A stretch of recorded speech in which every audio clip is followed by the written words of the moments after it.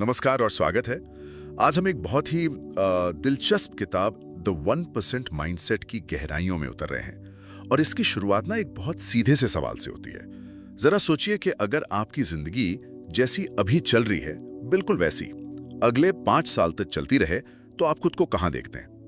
क्या ये सोच आपको उत्साहित करती है या थोड़ी बेचैन? और यही सवाल यही इस पूरी किताब का सार है, क्योंकि ज्यादातर लोग वो इस सवाल से बचते हैं। वो मानते हैं कि जिंदगी तो बस चलती जाती है, जो होना है वो होता है। हाँ। लेकिन ये किताब कहती है कि 99% लोगों और टॉप 1% लोगों में सबसे बड़ा फर्क टैलेंट, पैसे या किस्मत का नहीं है। अच्छा। फर्क है इसी एक सवाल के जवाब का।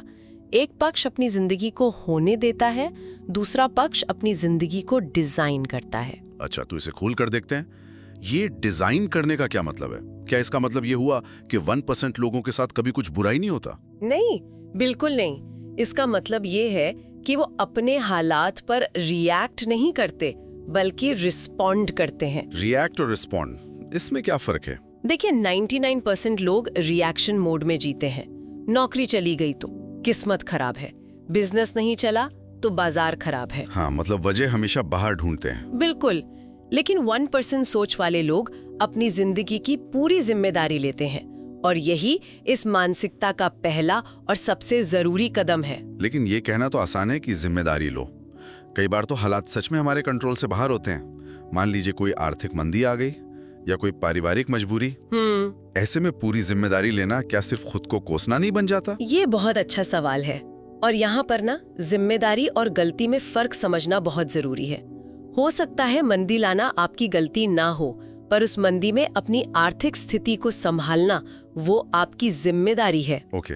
किताब कहती है कि जिस पल आप किसी और को दोष देते हैं, चाहे वो सरकार हो, आपका बॉस हो या आपकी किस्मत, आप अपनी शक्ति किसी और के हाथ में दे देते हैं। एक विक्टिम बन जाते हैं। हाँ बिल्कुल, आप विक्टिम बन जाते हैं। लेकिन जिस पल आप कहते हैं ठीक है, हालात मुश्किल है, पर अब यहाँ से आगे क्या करना है ये मेरा फैसला होगा, उसी पल पावर आपके हाथ में वापस आ जाती है। वाह, मतलब दोष देना शक्तिहीन बनाता है और जिम्मेदारी लेना शक्तिशाली। ये तो पूरा नजरिया ही बदल देता है। तो अगर जिम्मेदारी लेना पहला कदम है तो इस रास्ते पर अगला पड़ाव अक्सर पैसे का आता है। सही बात है, क्योंकि हमारी आजादी और हमारे विकल्प बहुत हद तक इसी से जुड़े होते हैं। इस बारे में ये सोच क्या कहती है? यहाँ भी सारा खेल सोच का ही है। ज्यादातर लोगों के लिए पैसा क्या है? एक चीज जिसे खर्च किया जाता है। बिल्कुल, सैलरी आती है, बिल चुकाए जाते हैं, कुछ खरीदारी होती है और फिर अगली सैलरी का इंतजार। लेकिन 8% सोच वालों के लिए पैसा खर्च करने की चीज नहीं, बल्कि एक टूल है, एक औजार। एक औजार, ये दिलचस्प है, इसे थोड़ा और समझाइए। सोचिए, आपके पास एक हथौड़ा है। आप उससे दीवार में कील ठोककर एक खूबसूरत तस्वीर टांग सकते हैं, या फिर उसी हथौड़े से दीवार तोड़ भी सकते हैं। पैसा भी वैसा ही है। अच्छा। 99% लोग उसे सिर्फ खर्च करके खत्म कर देते हैं, मतलब हथौड़े से दीवार तोड़ देते हैं। 1% लोग उससे कुछ नया बनाते हैं। वे पैसा आने पे ये नहीं सोचते कि इससे क्या खरीदें, बल्कि ये सोचते हैं कि इसे कैसे बढ़ाएं, या इसे कहाँ इन्वेस्ट करें ताकि ये मेरे लिए और पैसा बनाए। एग्जैक्टली। अच्छा, तो पैसा एक टूल है जिसे बढ़ाना है, और किताब कहती है कि इसे बढ़ाने का तरीका अपनी इनकम बढ़ाना नहीं बल्कि अपनी वैल्यू बढ़ाना है। इन दोनों में क्या फर्क है? सुनने में तो मतलब एक जैसे लगते हैं। ये बहुत बहुत अहम फर्क है। इनकम बढ़ाना मतलब हो सकता है आप ज्यादा घंटे काम कर रहे हैं, या आपको साल में एक छोटा सा इंक्रीमेंट मिल गया। लेकिन अपनी वैल्यू बढ़ाने का मतलब है खुद को इतना काबिल बनाना कि आपको आसानी से कोई रिप्लेस ना कर सके। ओके। किताब में एक बड़ी मजबूत लाइन है, अगर आप आसानी से रिप्लेस किए जा सकते हैं तो आप कभी आजाद नहीं हो सकते। सही बात है। जब तक आप वही कर रहे हैं जो लाखों लोग कर सकते हैं, तब तक आपकी इनकम भी औसत ही रहेगी। बिल्कुल। 1% लोग अपनी स्किल्स, अपनी नॉलेज, अपनी सोच पर काम करते हैं ताकि वे कुछ ऐसा दे सकें जो भीड़ नहीं दे सकती। यानी वे मेहनत को घंटों से नहीं, नतीजों से मापते हैं। हाँ। व्यस्त रहना और प्रोडक्टिव होने में फर्क करते हैं। बिल्कुल। 99% लोग बिजी रहने को मेहनत मान लेते हैं। दिन भर मीटिंग्स, ईमेल्स, छोटे मोटे काम। दिन के अंत में लगता है कि बहुत काम किया, पर नतीजा कुछ खास नहीं। हाँ, 8% लोग पैरेटो प्रिंसिपल को समझते हैं कि 80% नतीजे सिर्फ 20% कामों से आते हैं। वे उन 20% कामों को पहचानते हैं और अपनी सारी ऊर्जा वहीं लगा देते हैं। बाकी 80% कामों को या तो वो मना कर देते हैं या किसी और को सौंप देते हैं या सबसे अंत में करते हैं। ठीक है, तो अपनी वैल्यू बढ़ाने के लिए सबसे जरूरी कामों पर ऊर्जा लगाना। लेकिन इस बात की कोई गारंटी तो नहीं है कि ये हमेशा काम करेगा। कई बार हम पूरी मेहनत करते हैं, सही काम पर ध्यान भी लगाते हैं और फिर भी नाकाम हो जाते हैं। उस स्थिति को ये 1% वाली सोच कैसे देखती है? यहाँ एक और बड़ा मानसिक बदलाव आता है। 99% लोगों के लिए असफलता एक फुल स्टॉप है, एक अंत। हाँ, कि बस अब खत्म। एक बार हार गए तो वे खुद पर नाकाम का ठप्पा लगा लेते हैं और कोशिश करना छोड़ देते हैं। लेकिन 1% सोच वालों के लिए असफलता एक फीडबैक है, डेटा है। फीडबैक मतलब ये कि असफलता यह नहीं बताती कि आप बुरे हैं, बल्कि ये बताती है कि आपका तरीका काम नहीं कर रहा। अच्छा, ये एक जानकारी है कि अच्छा ये रास्ता मंजिल तक नहीं जाता, अब दूसरा रास्ता ट्राई करते हैं। जैसे वो थॉमस एडिसन वाली कहानी है। हाँ बिल्कुल, जब बल्ब बनाया तो वो हजारों बार फेल हुए। किसी ने पूछा तो उन्होंने कहा मैं फेल नहीं हुआ, मैंने बस 9,999 ऐसे तरीके खोजे हैं जिनसे बल्ब नहीं बनता। ये है 1% वाला नजरिया। किताब साफ कहती है अगर आप असफलता से डरते हैं तो आप विकास से भी डरते हैं, क्योंकि दोनों एक साथ ही आते हैं। ये सुनने में तो बहुत अच्छा लगता है, पर असलियत में जब कोई फेल होता है तो हिम्मत टूट जाती है। समाज मजाक बनाता है, घर वाले सवाल करते हैं। किताब क्या कोई तरीका बताती कि इस फीडबैक को इमोशनली कैसे हैंडल किया जाए? हाँ, और ये सीधा जुड़ता है अगले पॉइंट से कि आप किसकी राय को अहमियत देते हैं। 1% लोग ये समझते हैं कि जब आप कुछ बड़ा या अलग करने की कोशिश करेंगे तो ज्यादातर लोग आपको नहीं समझेंगे। सही बात है। वे आपकी आलोचना करेंगे, आपका मजाक बनाएंगे, क्योंकि आपका रास्ता उनके रास्ते से अलग है। 99% लोग इसी डर से कुछ नया करने की हिम्मत नहीं करते कि लोग क्या कहेंगे। मतलब दूसरों की मंजूरी या जिसे वैलिडेशन कहते हैं, उसकी परवाह नहीं करना। बिल्कुल, और इसीलिए वे अपने माहौल को लेकर बहुत सावधान रहते हैं। वे उन लोगों से दूरी बना लेते हैं जो हमेशा शिकायत करते हैं, हर चीज में नेगेटिविटी ढूंढते हैं। क्योंकि सोच एक वायरस की तरह फैलती है। हाँ, अगर आप हर समय शिकायत करने वालों के बीच रहेंगे तो आप भी वही बन जाएंगे।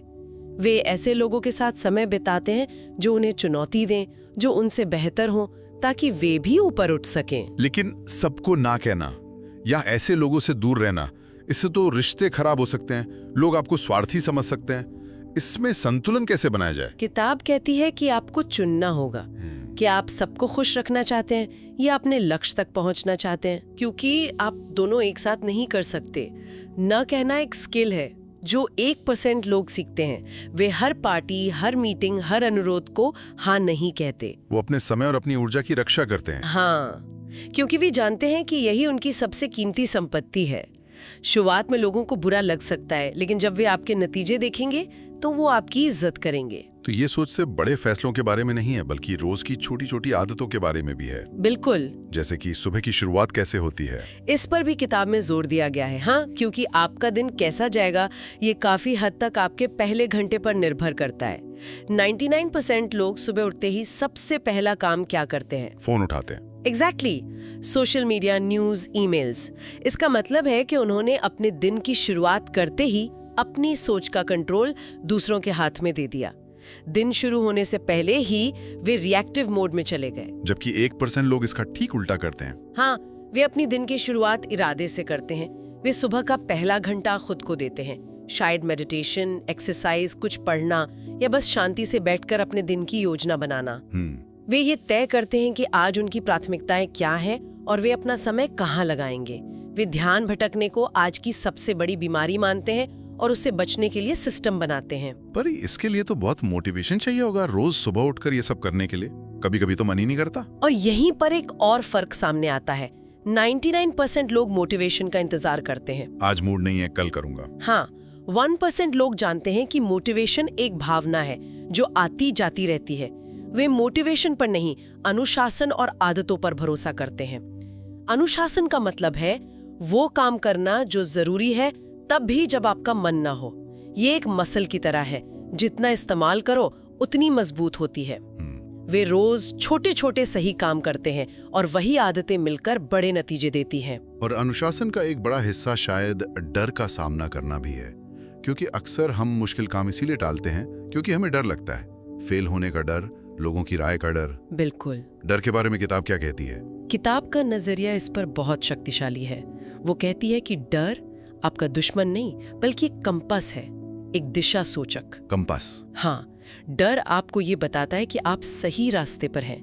जिस काम को करने में आपको डर लग रहा है वही काम आपको करना चाहिए, क्योंकि वही आपको आपके कंफर्ट जोन से बाहर निकालेगा और आपकी ग्रोथ वहीं होगी। अच्छा। 99% लोग डर को देखकर रुक जाते हैं, रास्ता बदल लेते हैं। 1% लोग डर को महसूस करते हैं लेकिन फिर भी उस रास्ते पर आगे बढ़ते हैं। यानी डर को खत्म नहीं करना बल्कि उसके बावजूद एक्शन लेना है। हाँ, इसके लिए तो जबरदस्त आत्मनियंत्रण मतलब सेल्फ कंट्रोल चाहिए होगा। सेल्फ कंट्रोल को इस किताब में एक सुपर पावर बताया गया है। 99% लोग अपनी इच्छाओं और भावनाओं के गुलाम होते हैं। जो मन किया खा लिया, जो आसान लगा कर लिया। हाँ, सोशल मीडिया देखने का मन किया तो घंटों स्क्रॉल करते रहे। लेकिन 1% लोग अपने मन के मालिक होते हैं। वे समझते हैं कि जो चीज अभी अच्छी लग रही है, यानी शॉर्ट टर्म प्लेजर, वो जरूरी नहीं कि लंबे समय में उनके लिए अच्छी हो। उनके लॉन्ग टर्म गोल के लिए। बिल्कुल। वे उस पल की इच्छा पर लगाम लगाकर वो फैसला लेते हैं जो उनके भविष्य के लिए सही है। और किताब में एक बहुत गहरा विचार है कि आप जो बनना चाहते हैं वैसा अभी से जीना शुरू करें। इसका क्या मतलब हुआ? इसका मतलब है कि बदलाव के लिए किसी बाहरी चीज या सही समय का इंतजार मत करो। अगर आप एक अनुशासित इंसान बनना चाहते हैं तो ये मत कहो कि मैं कल से अनुशासित बनूंगा। आज एक अनुशासित फैसला लो। हाँ, अगर आप एक स्वस्थ इंसान बनना चाहते हैं तो आज एक स्वस्थ चीज खाओ। आप अपने एक्शन से अपनी पहचान बनाते हैं, पहचान बनने का इंतजार करके एक्शन नहीं लेते। हर दिन आप अपने फैसलों से ये वोट दे रहे हैं कि आप कौन बनना चाहते हैं। एग्जैक्टली। तो अगर मैं इन सारी बातों को जोड़कर देखूं, ये जिम्मेदारी लेने से शुरू होता है, फिर पैसे को एक टूल की तरह इस्तेमाल करना, असफलता को सीखने का मौका समझना, सही लोगों के साथ रहना और रोज अनुशासन से मुश्किल लेकिन जरूरी काम करना। ये सब मिलकर एक चेन बनाते हैं ना? बिल्कुल। और इस पूरी चेन का सार एक ही है। आपकी सबसे बड़ी लड़ाई बाहरी दुनिया से नहीं बल्कि आपके अपने मन से है। आलस, डर, शक। हाँ, आलस, डर, शक और आसान रास्ता चुनने की आदत। असली दुश्मन ये हैं। हर इंसान के अंदर 2 आवाजें होती हैं। एक आवाज कहती है आराम करो, ये मुश्किल है, कल कर लेना, कोई फर्क नहीं पड़ता। ये 99% वाली आवाज है। और एक दूसरी धीमी आवाज होती है जो कहती है मुझे पता है डर लग रहा है पर चलो इसे करते हैं, ये जरूरी है। 1% लोग उस दूसरी आवाज को सुनना और चुनना सीखते हैं। मतलब जब आप अपनी सोच बदलते हैं तो आपकी आदतें बदलती हैं, आदतों से आपके फैसले बदलते हैं और आपके रोज के छोटे छोटे फैसलों से एक दिन आपकी पूरी जिंदगी बदल जाती है। यही इस किताब का निचोड़ है। बदलाव कोई एक रात का जादू नहीं है, ये हर दिन हर पल किए जाने वाले सही चुनावों का नतीजा है। तो आज हमने द 1% माइंडसेट के जरिए ये समझा कि सफलता कोई मंजिल नहीं है बल्कि वो जीने का एक तरीका है। ये कोई लॉटरी का टिकट नहीं बल्कि हर दिन की जाने वाली एक तरह की साधना है। ये रोज की जिम्मेदारी है, रोज का चुनाव है। बिल्कुल। और ये किताब याद दिलाती है कि कोई भी खास बनने के लिए पैदा नहीं होता। आप अपने फैसलों से, अपनी सोच से और अपने अनुशासन से खुद को भीड़ से अलग और खास बनाते हैं। ये सफर बाहर से नहीं आपके अंदर से शुरू होता है। बिल्कुल। और अब श्रोताओं के सोचने के लिए एक विचार छोड़ जाते हैं। इस किताब के अनुसार हमारी जिंदगी की गुणवत्ता हमारे फैसलों की गुणवत्ता पर निर्भर करती है।